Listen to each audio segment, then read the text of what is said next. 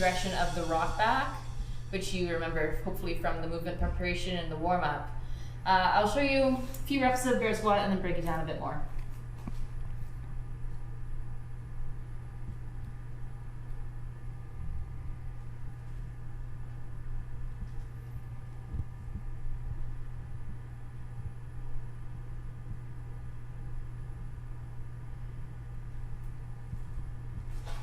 Okay, so as you can see, I'm doing a rock back, but my knees are off the floor now, so it's increasing the demand on my arms, on my whole entire body, basically.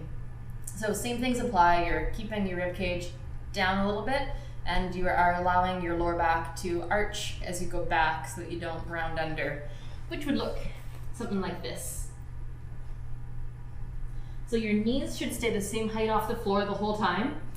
If you rock back and you notice your knees are coming up, or your hips are coming up, that doesn't count.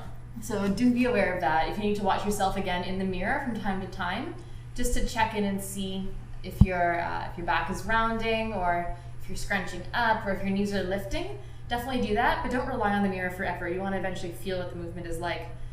I feel that this is a really excellent exercise to work on because it does integrate your upper and lower body together, but as well as it's going to prepare you for doing squats up on your feet. The position is exactly the same. Well, sort of. So in a deep squat, your hips are flexed like this, and in a bear squat, you get kind of into the same position, although you do have your hands to take some of the weight.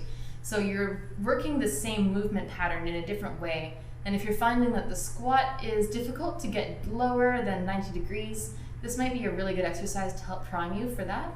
And I do feel that this will be an exercise that helps you if you're struggling with lifting your leg into like a développé, as it's helping you to get that nice deep hip flexion which you need to lift your leg into a high retiré and then extend it. So if your hips can't extend all the way, meaning that as you're rocking back, you start to like round under, likely a similar thing is happening when you're up on your feet. So it's really good to be able to do this one, to develop that deep flexion of your hips, which will eventually translate into being able to be a nice high développé.